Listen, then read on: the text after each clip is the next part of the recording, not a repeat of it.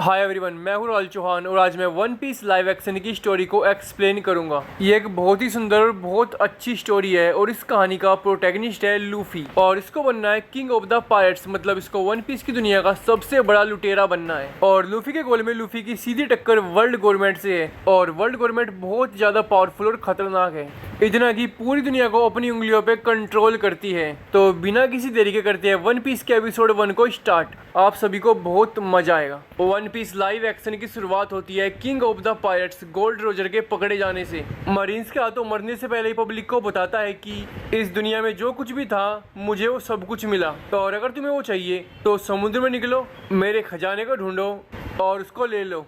और अब gold Roger के इन आखिरी शब्दों की वजह से समुद्र में पायरेट्स की एक सुनामी सी आ जाती है, क्योंकि सभी को गोल्ड रोजर के उस खजाने को हासिल करना है और गोल्ड रोजर का ये रहस्यमयी खजाना ही वन पीस है। अब 22 साल बाद एक छोटी सी नाव पे हमें लूफी को दिखाया जाता है।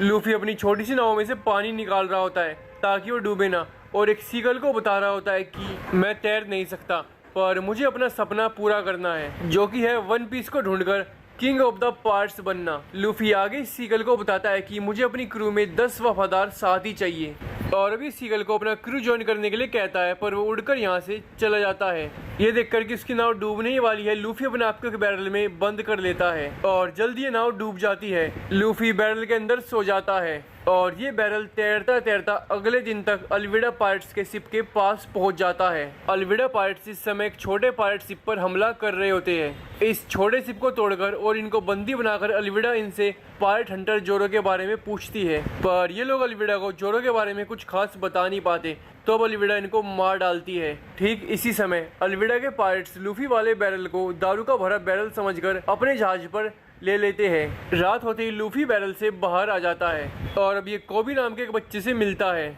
लूफी कोबी को बताता है कि इसको सपना है वन पीस को ढूंढकर किंग ऑफ द पायरेट्स बनने का।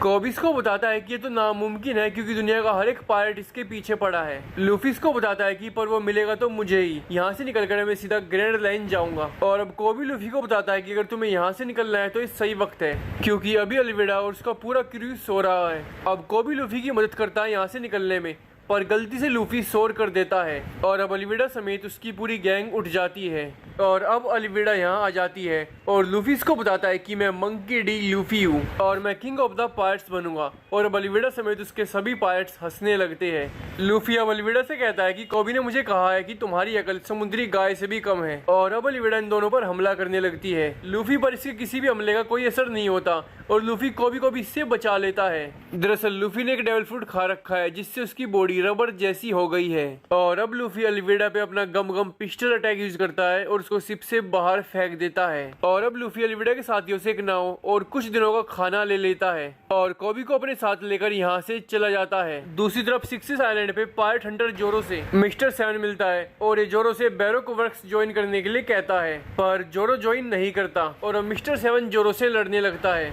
लड़ाई के दौरान जोरो इसके 2 हिस्से कर देता है। दूसरी तरफ हमें लूफी के बचपन का एक फ्लैशबैक दिखाया जाता है जिसमें लूफी सैक्स नाम के एक पायरेट का क्रू ज्वाइन करना चाहता है, पर वो लूफी को मना कर देता है क्योंकि उस समय लूफी बहुत छोटा था। और अब लूफी अपने आप को साबित करने के लिए चाकू से अपनी आंख के नीचे एक निशान बना देता है, पर सैंक्स इसको अभी भी अपने क्रू में नहीं लेता। तो लूफी अब गुस्से में टहल रहा होता है कि इसको सैंक्स के खजाने का एक बक्सा दिखता है। लूफी इसको खोलता है और देखता है कि इसके अंदर एक फल है, पर असल में एक डेविल फ्रूट था और लूफी इसको फल समझकर खा जाता है। अब सैंक्स और उसकी क्रू मकीनों के बार में होती है। तब यहाँ पर एक बैंडिट अपनी गैंग के साथ आ जाता है और ये यहाँ पर शराब मांगता है। सैंक्स इसको बताता है कि सारी शराब तो हमने खत्म कर दी, पर चाहो तो तुम ये आधी बोतल ले लो। और अब ये बैंडिट इस शराब की बोतल को तोड़ देता है और अब सैंक्स मकीनों से पोछा मांगकर यहाँ पर पोछा लगाने लगता है। और अब ये बैंडिट टेबल पे रखे कुछ और सामानों को नीचे गिरा देता है और यहाँ से चला जाता है। और अब सैंक्स और उसका क्रू हंसने लगता है और लूफी ये सब देखकर इनसे कहता है कि तुम्हें तो उससे लड़ना चाहिए था।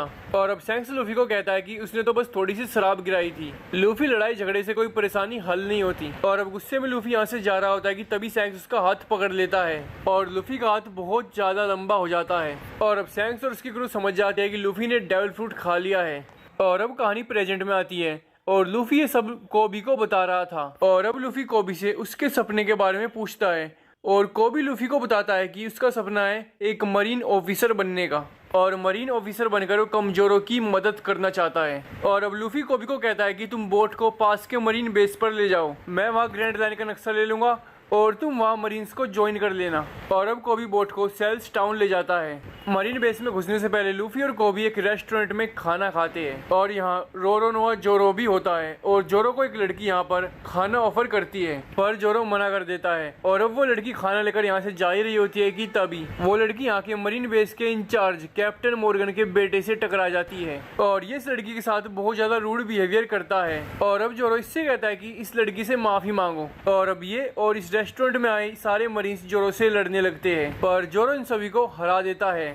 और अब जोरो की लड़ने की काबिलियत देखकर लूफी को जोरो बहुत अच्छा लगा है। इस रेस्टोरेंट में नामी भी होती है और ये एक चोर है और लूफी की तरह इसको भी ग्रैंड लाइन का नक्शा चाहिए। और अब ये इस हंगामे का फायदा उठाकर एक मरीन को बेहोश कर उसके कपड़े चुरा लेती है ताकि आसानी से मरीन बेस में घुस सके। 66 आइलैंड पे जोरो ने मिस्टर 7 को मारा था और अब जोरो मिस्टर 7 की बाउंटी लेने के लिए मरीन्स के साथ मरीन बेस पे चला जाता है। यहाँ कैप्टन मॉर्गन जोरो से कहते हैं कि बाउंटी तो तुम्हें मिल जाएगी पर तुमने मरीन्स पर हमला किया है तो तुम्हें यहाँ पर 7 दिन रहना पड़ेगा एक कैदी की तरह बिना खाने और पीने के। 7 दिन बाद मैं तुम्हें छोड़ दूंगा और तुम बाउंटी लेकर यहाँ से जा सकते हो। और अगर तुम ऐसा नहीं करते तो मैं सभी मरीन बेस में बता दूंगा कि तुमने मरीन्स पर हमला किया है और फिर तुम्हें कभी किसी की बाउंटी नहीं मिलेगी। और अब जोरो अपने आप को कैदी बनवा लेता है। अगली सुबह कैप्टन मॉर्गन का बेटा और इसका नाम हेलमेप्पो है, ये जोरो को बताता है कि मेरे पापा तुम्हें कभी नहीं छोड़ेंगे, तुम हमारी कैद में यहाँ सड़कर मरोगे।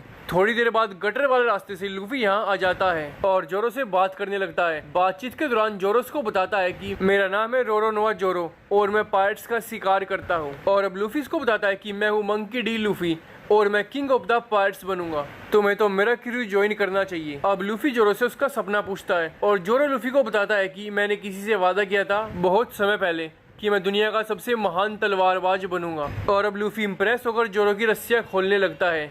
जोरो को कहता है कि मैं तुम्हारा क्रू ज्वाइन नहीं करूंगा। और अब लूफी को कहता है कि तुम इस बेस में पड़े पड़े दुनिया के सबसे महान तलवारबाज नहीं बनोगे। और अब लूफी इसको खोलकर इस गटर के रास्ते से यहाँ से चला जाता है। दरअसल लूफी को ग्रैंड लाइन का नक्शा चाहिए और ये गटर के रास्ते से पूरे बेस में इधर से उधर घूम रहा है। ठीक इसी समय नामी एक मरीन ऑफिसर बनकर इस बेस में घुस जाती है और ग्रैंड लाइन का नक्शा ढूंढती ढूंढती नामी इस बेस के बेसमेंट में आ जाती है जहाँ इन लोगों ने स्टोर रूम बना रखा है नक्शा रखने का। और अब एक मरीन नामी से पूछती है कि तुम यहाँ क्या कर रही हो। नामी इसको बताती है कि कैप्टन मॉर्गन ने ग्रैंड लाइन का नक्शा मंगाया है। और अब ये मरीन नामी से कहती है कि ग्रैंड लाइन का नक्शा कैप्टन मॉर्गन के ऑफिस में उनकी तिजोरी में रखा है। और अब यहाँ वो मरीन ऑफिसर आ जाता है जिसके नामी ने कल कपड़े चुरा लिए थे और आज उनको पहन रखा है। और अब नामी इन दोनों को पीटकर बेहोश कर देती है। और अब इस नक्शे वाले कमरे में लूफी आ जाता है। नामी लूफी के सामने मरीन ऑफिसर होने की एक्टिंग करती है पर लूफी नामी को कहता है कि मैंने तुम्हारी और मरीन्स की सारी बातें सुन ली है। और अब लूफी कैप्टन मॉर्गन का ऑफिस ढूंढने लगता है। नामी भी इसके साथ साथ चलने लगती है और थोड़ी देर बाद ही इन्हें कैप्टन मॉर्गन घूमते हुए मिल जाते हैं। नामी कैप्टन मॉर्गन के सामने एक मरीन ऑफिसर की एक्टिंग करके बच जाती है और बातचीत के दौरान ही उनकी चाबियां भी चुरा लेती है। और ये लूफी को बताती है कि मैं एक चोर हूँ। और अब लूफी नामी को कहता है कि तुम्हें मेरा पायरेट क्रू ज्वाइन करना चाहिए। नामी लूफी को साफ मना कर देती है और लूफी से कहती है कि मुझे पायरेट से नफरत है। और थोड़ी देर बाद इन दोनों को कैप्टन मॉर्गन का ऑफिस मिल जाता है। नामी लूफी से पूछती है कि तुम्हें वो नक्शा क्यों चाहिए। लूफी को बताता है कि मैं ग्रैंड लाइन जाकर वन पीस ढूंढकर किंग ऑफ द पायरेट्स बनूंगा। और अब इनको कैप्टन मॉर्गन की खास तिजोरी मिल जाती है और नामी उसे खोलने की कोशिश करने लगती है। और दूसरी तरफ कैप्टन मॉर्गन को पता चल गया है कि वो ऑरेंज बालों वाली लड़की यहाँ पर ग्रैंड लाइन का नक्शा चुराने आई है। और अब ये अलार्म बजाकर पूरे मरीन बेस को बता देते हैं कि हमारे यहाँ घुसपैठिए आ गए हैं। नामी तिजोरी खोल ही रही होती है कि कैप्टन मॉर्गन अपने ऑफिस के बाहर पहुंचकर गेट तोड़ने लगते हैं। और अब लूफी नामी को हटाकर इस सीमेंट में चिनी हुई तिजोरी को फाड़ने लगता है। और अब नामी लूफी को पकड़कर अपना सहारा भी लगाने लगती है और जल्द ही लूफी इस तिजोरी को सीमेंट में से फाड़ लेता है। और ज्यादा पावर लगाने की वजह से लूफी अब एकदम से खिड़की से बाहर गिरता है तिजोरी और नामी के साथ। नामी लूफी के ऊपर गिरती है और लूफी की बॉडी रबर जैसी होती है तो नामी को चोट नहीं लगती। और अब इन दोनों को सैकड़ों मरीन्स घेर लेते हैं और इनसे लड़ने लगते हैं। दूसरी तरफ जोरो कैप्टन मॉर्गन के बेटे हेलमेप्पो से अपनी तलवारें ले लेता है। और अब जोरो यहाँ से जा ही रहा होता है कि वो इनको मरीन से लड़ता हुआ देख लेता है। और अब जोरो इनकी मदद करने लगता है और ये तीनों मिलकर यहाँ ज्यादातर मरीन लोगों को हरा देते हैं। और अब यहाँ इस मरीन बेस के इंचार्ज कैप्टन मॉर्गन आ जाते हैं। जोरो और लूफी इससे लड़ने लगते हैं और एक ठीक ठाक फाइट के बाद जोरो और लूफी कैप्टन मॉर्गन को हरा देते हैं। दूसरी तरफ नामी ने बाकी मरीन ऑफिसर्स को हरा दिया है और अब जोरो तिजोरी को उठाकर लूफी और नामी के साथ चलने लगता है और अब लूफी और जोरो नामी की शिप में आ जाते हैं और नामी ने यहाँ आने से पहले 2 छोटे मोटे पायरेट से ये शिप चुराई थी। अब यहाँ कैप्टन मॉर्गन का बेटा हेलमेप्पो आ जाता है पर कोबी हेलमेप्पो को पंच मारकर उसको बेहोश कर देता है और लूफी को बताता है कि अब मैं तुम्हारे साथ नहीं आऊँगा, मैं यहाँ रहकर एक मरीन ऑफिसर बनूंगा। और अब ये तीनों इस शिप में यहाँ से चले जाते हैं और अब हमें मरीन के वाइस एडमिरल गार्क को दिखाया जाता है और ये पता चलते है कि सेल्स टाउन के मरीन बेस पे हमला हुआ है और किसी स्ट्रो हेड पायरेट ने ग्रैंड लाइन का नक्शा चुराया है। वाइस एडमिरल गार्क सेल्स टाउन के लिए निकल पड़ते हैं। दूसरी तरफ हमें बगी को दिखाया जाता है और इसने अपने एक पायरेट को सेल्स टाउन भेज रखा था ग्रैंड लाइन के नक्शे को चुरा कर लाने के लिए और अब ये बगी को लूफी, नामी और जोरो के बारे में बताता है। तो ये थी वन पीस लाइव एक्शन के पहले एपिसोड की पूरी कहानी। लाइक और सब्सक्राइब कर लो।